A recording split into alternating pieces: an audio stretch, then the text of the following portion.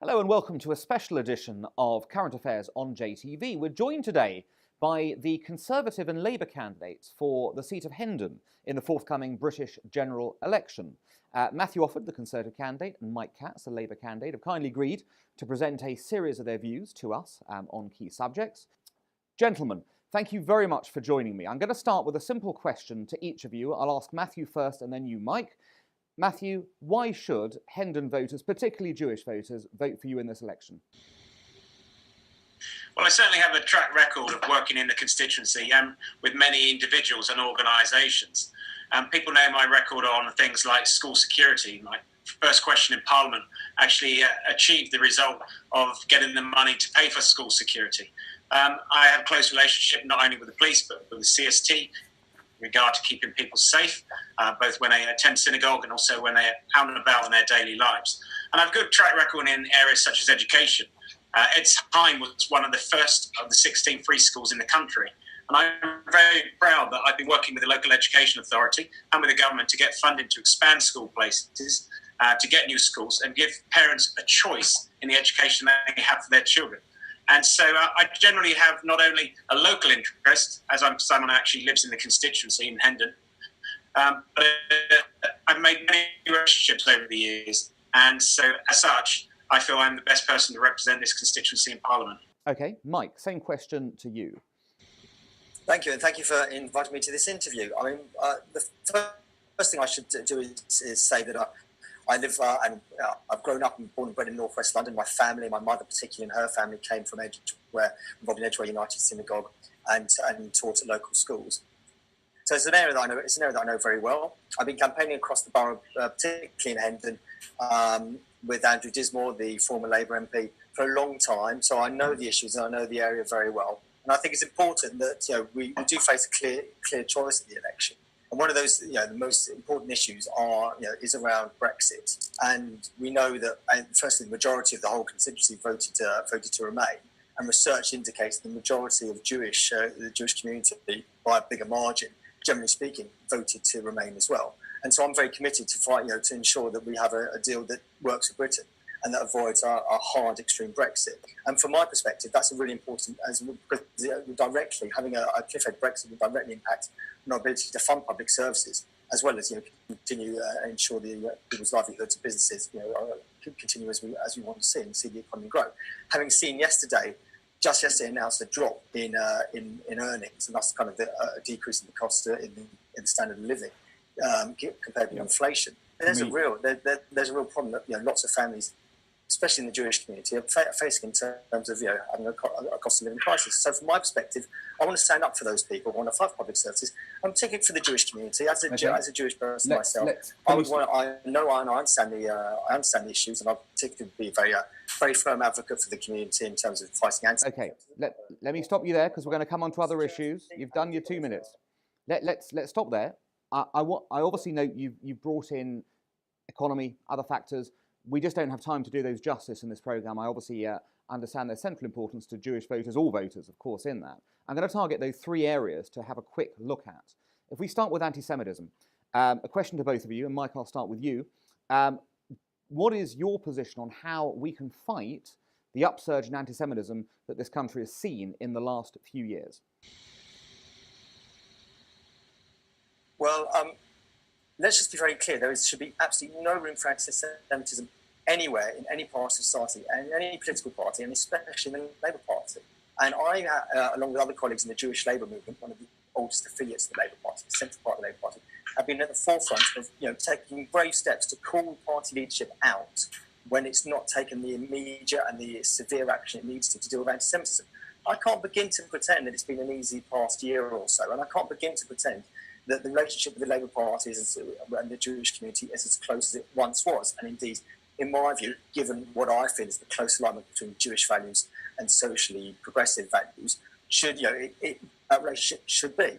But I've been very, very clear that I will carry on the fight for anti-Semitism. If I was elected as an MP, I would have an even stronger voice and an even more articulate advocate against anti-Semitism within the Labour Party, and we'd actually make sure that we do the job and drive it out where we can. No party is perfect on this. No part of society is perfect on this.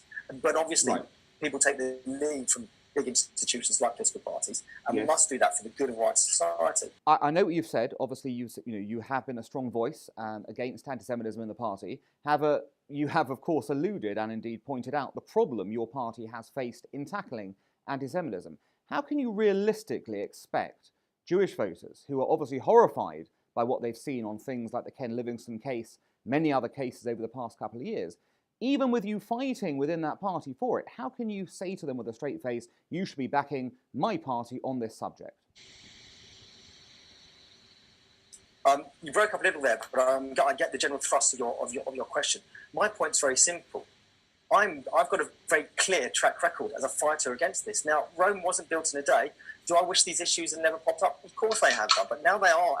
Now they have been surfaced. I'm going to fight and fight again, and I'm a very clear, open, and deliberate advocate against anti-Semitism in the Labour Party, as is, I should say, my colleague Jeremy Newmark, who's the chair of the Jewish Labour Movement, standing next to him, finishing on the screen. And I think together, we're both elected, especially, but I just talking from a header perspective, if I was elected, I would be an absolute thorn in the side of anybody from the leader of the Labour Party down who thought it was tolerable to tolerate anti-Semitism in the Labour Party. And actually, I would say it's a very strong sign, very strong signal for people to send to the Labour Party and to our society that this is the kind of MP that we wanted to see. Matthew, thank you, Mike. Matthew, your position on anti-Semitism, how do we combat it, and what do you think the problems are?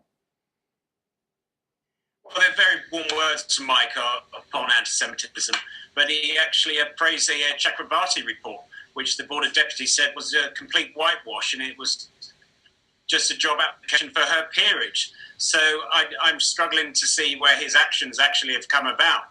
But if you look at my track record on issues such as calling out people who are anti-Semitic, such as Gerald Kaufman on the floor of the House of Commons, and we see members of the current Labour Party standing by when Ruth Smith was actually heckled at the launch of the Chakrabarti report. Jeremy Corbyn just stood by, and he seems to surround himself with people who are anti-Semitic and does nothing about them. So he is guilty by default of anti-Semitism by not taking proper action. Now, I've certainly called out people. I went along to number 10 when there was a demonstration against Bibi Netanyahu, and I saw Hezbollah flags being flown. The group is anti-Semitic, and I not only lobbied the Metropolitan Police, but also the government to have these organisations prescribed under the Terrorism Act. I've got a track record second to none. So I'd like to see more action in the Labour Party, because so far we've seen nothing. We have not seen nothing. I have not put myself on the line. I've not got trolled through social media for you to turn around and tell me that we've seen nothing. Has it been good enough? No, but we're trying to have an honest, open debate. And actually, I've got to say, the hustings we did last night at Near Israel, I thought you took a much better line. I'm really sorry that you're taking a much more aggressive line about trying to play political football with an issue to the community, which is far too serious. I'm not here pretending that it's perfect. I'm not here pretending that the Chakrabarti report was by any means perfect. Did it have some good things in it? Yes, of course it did. I think it was very good for it to be very clear, and it's a step that's already been implemented, to say that the use of the word Zionist or Zionist as a political barb in debate, whether it's on campus or in any forum in the Labour Party, should be outlawed, and that is what has happened. Okay, Matthew, any last comeback on that? Matthew, the line broke up there, but frankly, I'd like to say what nobody's perfect. I'm sorry, because I want to say, did you call out Alan Duncan when he talked about special pleading for Israeli interests? Yes, I did. I'm glad. Well, I'm glad of that, because I didn't see that. I didn't see that reference. But I mean, the thing is, no party's perfect. The Labour Party's gone through a torrid time. But the Labour Party's gone through a torrid time. I also call out Jeremy Corbyn when he calls Hamas his friends. And we call that out. Not enough. Not enough. Well, I'm sorry, but we've been very firm. It takes somebody, if you're talking to personality, the calibre of the person you're talking to, is somebody who will stand up in front of the whole of the Labour Party conference with the whole of the Labour Party leadership next to him on the platform and say you've got it wrong, and say you've got it wrong. And what did I get? One at a time. Guys. One at a time. Thank you for talking over me. Standing ovations, because they knew that what was going on was intolerable. We'll put the pressure on and carry on putting the pressure on, but we do not. The commentary in the community has been that me and Jeremy and people like somehow betraying the Jewish community by even standing. That is, I cannot. Mike, let me ask you about that, because there has been Mike. fight fascism and anti-Semitism. Mike, let me stop. Matthew, let me just put in a question there, because Mike's raised an interest. There's been a lot of criticism. Mike has faced that. I just want to ask you, Mike, that the particular criticism is people have said, stand as an MP by all means, but why in Hendon?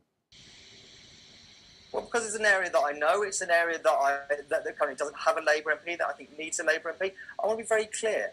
Nobody put me up to doing this. Nobody put a gun to my head and say, well, listen, you're going to... Matthew, I'll give you a moment. Matthew, I'll give you a moment in a second. Let Mike just finish his point, and then I'll let you have a point on this. Matthew, that's really rude. I'm sorry. I'll tell them. The local party did not choose you. You were imposed. Matthew, if you give me a chance, I will explain. You're being very intemperate here. So can I just explain? I was given the opportunity, because it was a snap election, to apply for a seat. I could put any seat down. I could have made multiple applications. I put one application in, one seat ended. And when I put that application in, I said that I had the support of the former MP and parliamentary candidate, Andrew Dismore, and I had the support of the chair of the Constituency Labour Party, which I do. Just because they didn't choose me in the traditional process that we don't have when we don't have a snap election, doesn't mean that that everybody in the Labour Party is not fully supported. I was not imposed by to stand for Jeremy Corbyn's Labour Party in Hendon. Matthew, let me be clear about this. I applied for one seat only. I was chosen for one seat only. I had the support of local former candidate, current Assembly member, and the support of the chair of the Labour Party. It isn't irrelevant. I was appointed in the same process that everybody was. So wherever anybody who was standing as an MP. Let's move away. Mike, let's move on to another issue. Okay. I'm not entirely sure the point you're making. I stood for it. Nobody else stood for it. I was happy to go for it. Corbyn's Labour Party. Okay, you can carry on saying that. It makes a change from strong and stable, but doesn't actually alter the facts. And we're wasting a lot of time with you just trying to deny what I'm telling you when you have not seen any. You've got no basis making the statement. Oh, we're having Councillor Adam Langleben, who's tweeted to say, we don't want to stand here. I can't go on being a Labour councillor under Jeremy Corbyn. That is a basis. That is well known on social media. Well, Adam Langleben is one of my greatest supporters in this campaign. Yeah, where he was the one who organised my campaign launch that Yvette Cooper came to the other night. Who said he could continue being a Labour councillor in this area under Jeremy Corbyn. And yet he is a Labour councillor to this day. He's working very hard. I love the way we can see into the minds of other people. Okay. Matthew, I think it's probably easier for you to stick to the policies and your own another point. Let's move on to another point. I think we've exhausted this. Well, it's because I know these people, because I live locally, and you certainly don't know them because you're not local and you haven't been around here. You just come in from Kilburn because they could not get a local Labour candidate.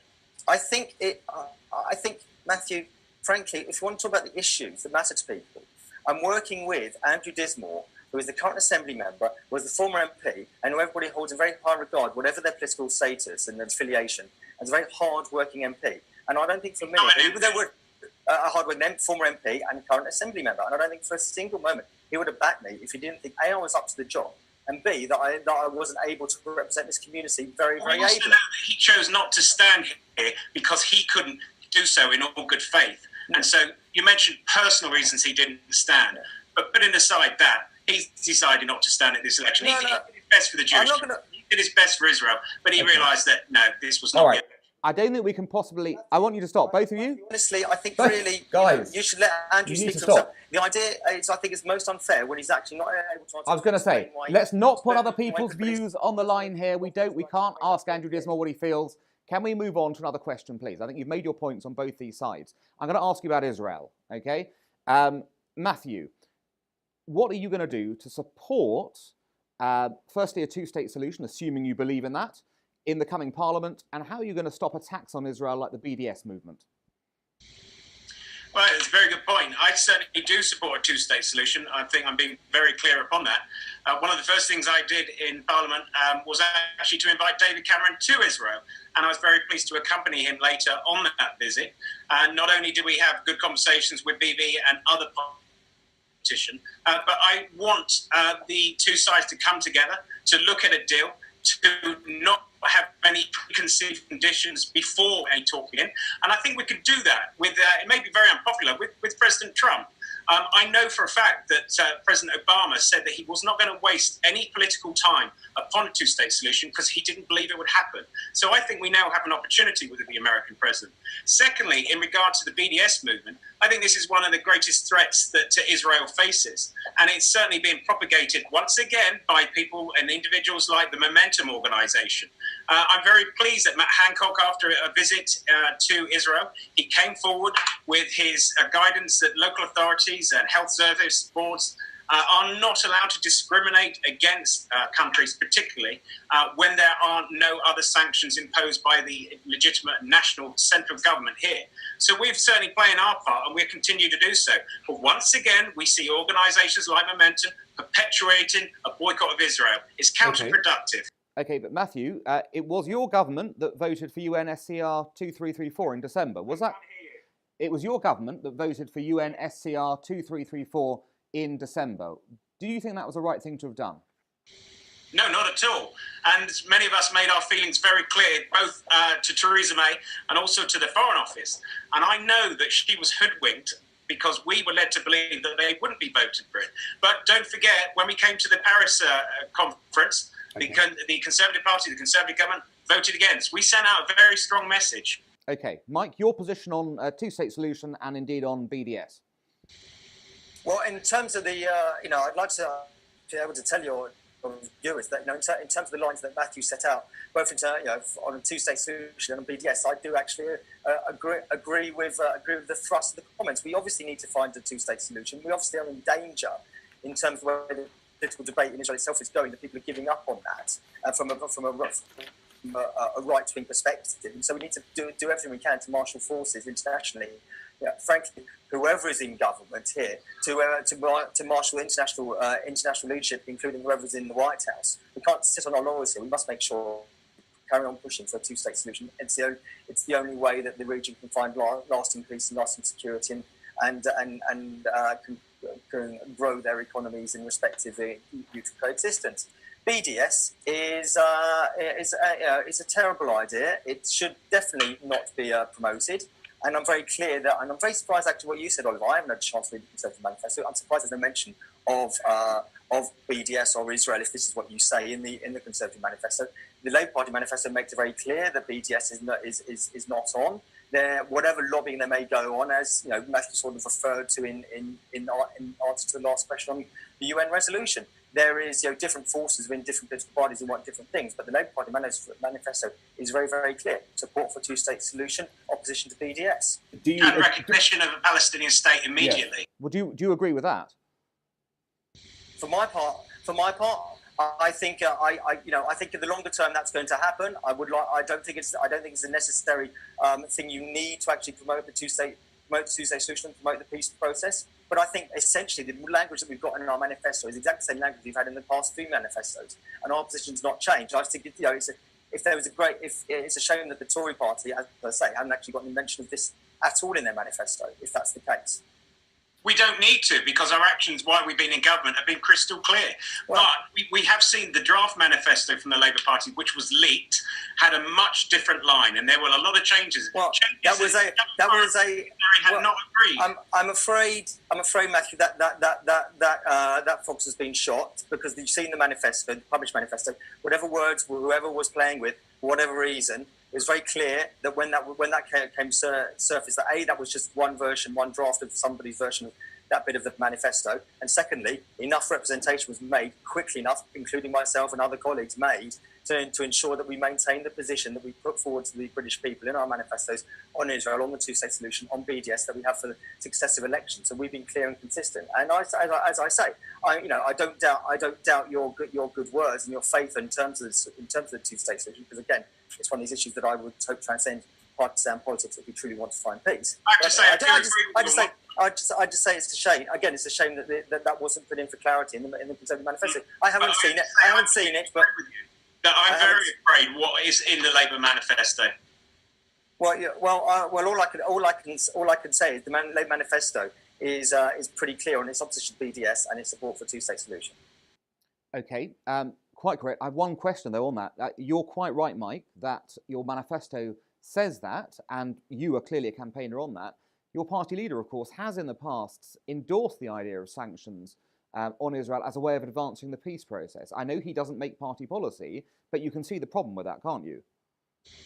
Well, but yes, and he's been told very clearly the problem with that, and it's absolutely clear the party policy, as in other areas, is the consensus of what the party wants, which is absolutely opposition to BDS and a two-state solution. Okay, I want to move to one final very quick question on refugees, an issue that's come up a number of times in the Jewish community, of course, given historical status of refugees for Jews coming into this country. Now, the Dubs Amendment allowed for, which the government accepted, allowed for 3,000 unaccompanied children to be resettled into the UK, of which only about a tenth have thus far been done so. Will you both support, and I'll start with you, Matthew, will you both support the full quota of those children being brought in and housed into this country should you be elected? We already do, and I certainly do so. Now, we hear about the Dubs Amendment and there were figures bandied about, but we said that we would welcome 20,000 refugees, and we will continue to do so. And I find it galling that there were some former MPs, such as David Lammy in Hackney, saying that he wanted more and more refugees, and that wasn't enough. But then when you look at his local council, has taken none, not a single one. And even Tim Farron's own council in South Lakeland, not taken one. And you look at Southwark and Bermondsey, they haven't taken any. And I asked myself, how many has Barnet Council taken, my own local authority? And the answer is 37. And in addition to that, they are taking 20 families. But it's not just a case of bringing people here. It was a case of the government go into local authorities saying, what capacity do you have to take these young people? And then doing so. And the government then recompensed the local authorities. But indeed, we've seen all these Labour councils not doing anything. So it's the Conservatives that have been leading upon this. Okay, Mike? Well, I don't recognise the picture that Matthew's painted there, because it's quite clear that the government did the U-turn on the Dubs Amendment, and I think it. Yeah, I just asked Matthew in terms of that. In terms of that amendment, I'm right in saying you voted not to support it. Is that right? I'd like you to see you answer the question first. Well, I'm very clear that I would have supported, had I been in the position to vote for it, I would have supported the Dubs Amendment. I would have supported the acceptance and the integration of all those children refugees, particularly in the 70th year of kinder transport, that commemoration. But I just want to be clear: you voted. Well, it's also not the same. Don't try and conflate the two. Well, no, I'm just saying. There's obviously for the Jewish community, there's kind of a historical corollary. There's a memory there. It's not a corollary. But I've made my attempt to answer that question. You may not see it's good enough. I just want to be clear. You can attempt to answer this question. Did you vote for or against the Dubs Amendment? I'm not here to be questioned by you. No, but I don't know. Oliver, do you want to ask that question? I'm not here to be questioned by you, thank you. Right, let's, okay, if you don't want to answer it, fine. Let me move to a final question for each of you. Mike, it seems that much of what you've said today, and I think in general, has been, vote for me in spite of my party leader. I'm going to campaign for good things within the Labour Party. But again, you can see the problem many Jews will have, given who your party leader is and the history of your party. What's your final pitch on that point? Don't go into Brexit, don't go into that. I'm curious, your final pitch, why people should really vote for you in spite of your party's background on some of these issues. Well, the only thing I will mention on Brexit, and I know you don't want me to go into it, but because I know that many people of all communities, particularly the Jewish community, they did vote Remain, and they are concerned about the impact of Brexit, and they feel that actually, Matthew's views are quite extreme on Brexit, and they want to have a representative who is more in line with their views and their values, and I would fight a hard Brexit. And also, I would say that they want to have somebody who wants to support public services, not see cuts to school funding, not see the cuts to the police that we've seen, not see the cuts to the NHS. And so they do want to have somebody who's got my values, and they understand that, because I've been through it, that I will be campaigning and standing up to the Jewish community, because it's not been easy for me, but I've got the right values, and they want to stand up for me, and they understand that actually electing me, and I would say to you, electing me would send a very strong message to the party leadership and to the Labour Party, but also to the wider community about the trust that they've got, that we are determined to root anti-Semitism out of society. Will it? Because the argument's been put that actually electing you would enable the party leadership to almost endorse their behaviour, to say, it doesn't matter what we do, a Jew will still get elected in Hendon, so we can keep on doing it. Believe me, Oliver, there would be nothing more inconvenient to those people in the party leadership who don't want to see JLM and people and Jewish Labour members prosper. There'd be nothing more inconvenient to them if I were elected, if Jeremy Newmark was elected. It would not in any sense be an endorsement of their approach. Matthew, my final question to you. Mike has raised the issue of Brexit. We haven't discussed it, but he's right. You know, the Jewish community has, on the whole, been a strongly Remain community. How can you reassure Jewish voters that on the big national picture that Theresa May has been so strong on, that actually their interests are going to be reflected? Well, as someone who's spoken to thousands of constituents, whether they're Jewish or not in this constituency, I certainly know their views better than anyone else. And the issue about having someone with these kind of values that Mike says that he espouses, well, the last two elections, that suddenly hasn't happened. I never campaigned upon Brexit, so I'm interested to understand where people seem to think that I campaigned for a hard Brexit. That's simply incorrect. But what I am campaigning upon is looking for additional trade deals. Open Europe has identified main markets around the country, around the world rather, that are undervalued. And one of those is with Israel. And with its high-tech sector, we could actually achieve a £2 billion surplus upon our relationship with them in terms of trading. And that would be the good not only for the country, not only good for Israel, but also good for many of my Jewish constituents who work in those sectors. So my pitch today will simply be, we don't need to take a risk with someone who will be a thorn in the side of Jeremy Corbyn. We don't want Jeremy Corbyn. We want a conservative government that supports not only the Jewish community, this country, Israel, and indeed supports trade across the world. Okay, gentlemen, that's all we've got time for. Thank you very much for taking the time out of your busy schedules at this time, and we look forward to seeing the results in Hendon on June the 8th.